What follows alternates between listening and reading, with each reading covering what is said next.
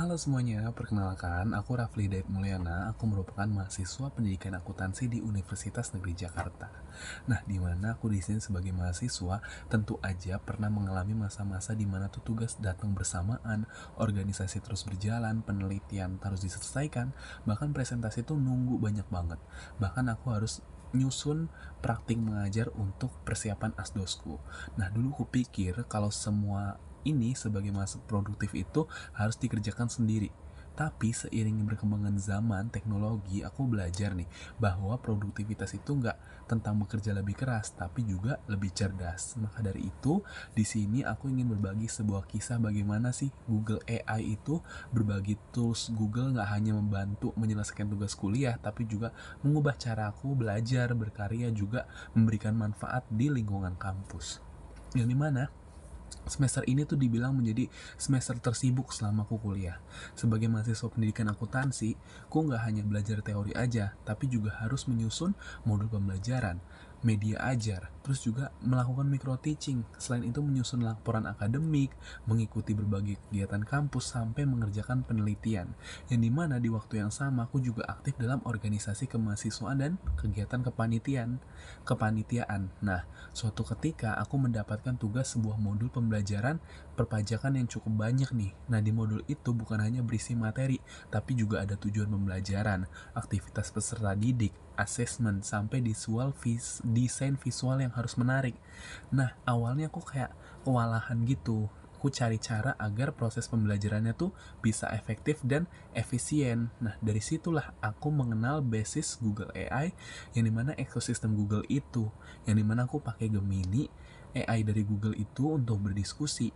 Nah, bukan minta jawaban secara instan, tapi untuk memahami gimana konsep-konsep dari perpajakan, kemudian sudut pandangnya. Jadi ketika aku ada kesulitan dalam menyusun, Gemini ini membantu alternatif struktur yang lebih runtut sendiri. Nah, saat membutuhkan contoh kasus yang relevan nih sehari-hari pada siswa SMK, Gemini juga ngebantuku menghasilkan ide-ide yang bisa disesuaikan kembali dengan referensi resmi dan juga kurikulum yang berlaku. Jadi proses sebelumnya yang membutuhkan waktu berjam-jam jadi jauh lebih efisien. Namun dari AI ini aku sadar hanyalah alat, jadi informasi yang diberikan tetap ku harus cek kembali menggunakan buku, jurnal ilmiah, serta sumber resmi dari pemerintah agar materi yang dibuat tetap akurat dan dapat dipertanggungjawabkan.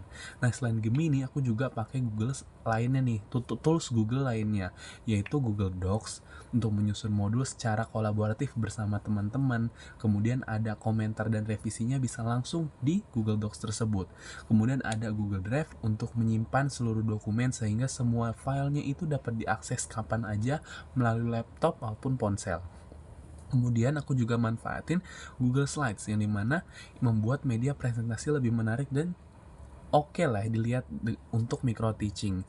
Kemudian untuk referensi akademik aku pakai Google Scholar agar sumbernya tuh yang digunain penelitiannya secara kredibel. Nah, yang paling saya rasakan itu bukan hanya soal kecepatan pengerjaan tugas, tapi teknologi ini membuat saya memiliki lebih banyak waktu untuk berpikir kritis. Karena waktu yang biasanya habis begitu aja gitu untuk panjang ngerjain tugasnya, tapi dengan adanya AI ini lebih paham dan juga lebih mudah untuk memahami materi secara singkat. Jadi pengalaman ini ternyata tidak hanya berdampak bagi saya. Nah, ketika teman-teman melihat hasil modul dan media pembelajaran yang saya buat ini, mereka mulai bertanya bagaimana proses penyusunannya. Kemudian saya berbagi pengalaman tentang bagaimana memanfaatkan Google AI ini secara bertanggung jawab pastinya. Kemudian saya selalu menyampaikan bahwa AI ini bukan untuk mengganti kemampuan dari si manusia, tapi AI ini adalah partner belajar. Jadi kita harus tetap berpikir, mengevaluasi, memverifikasi, dan juga memberikan sentuhan kreativitas dari kita sendiri. Nah, beberapa temenku akhirnya nyoba nih mulai Gemini dan juga mencari ide penelitian, menyusun kerangka presentasi, sampai materi kuliah yang sulit dipahami. Yang dimana suasana belajarnya jadi lebih kolaboratif. Ada diskusi di kelas juga lebih hidup gitu ya, karena setiap orang datang punya pengalaman yang lebih baik. Nah, di mana sebagai mahasiswa pendidikan akuntansi, saya juga menyadari bahwa di masa depan ini saya seorang pendidik, pengalaman menggunakan Google ini mengajarkan saya bahwa guru di era digital bukan lagi kayak satu-satu informasi, peran gurunya itu sebagai fasilitator yang mampu membimbing peserta didik, menggunakan teknologi secara bijak, kritis, kreatif, juga bertanggung jawab pastinya. Nah, dari pengalaman saya tersebut tadi, saya menyimpulkan hal penting, yaitu kalau teknologi nggak menentukan masa depan seseorang, yang menentukan adalah bagaimana kita menggunakannya. Karena AI ini bukanlah jalan pintas untuk mendapatkan nilai tinggi, tapi adalah alat untuk membantu kita belajar lebih efektif, menemukan ide baru, terus ada lebih berkualitas. Jadi sebagai mahasiswa harus memiliki tanggung jawab dalam menggunakan teknologi secara etis.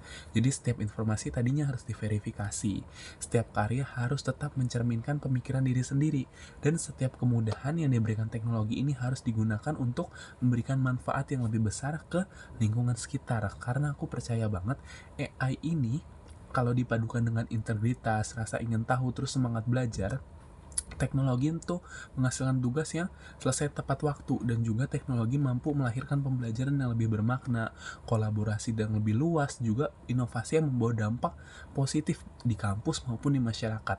Karena pada akhirnya kalau kecerdasan buatan itu tidak pernah maksudnya tidak pernah menggantikan manusia, namun manusia yang mampu memanfaatkan kecerdasan buatan dengan bijak, dengan selalu langkah lebih maju.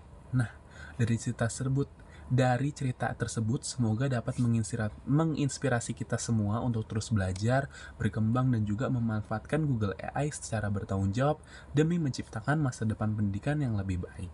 Sekian dari saya, terima kasih.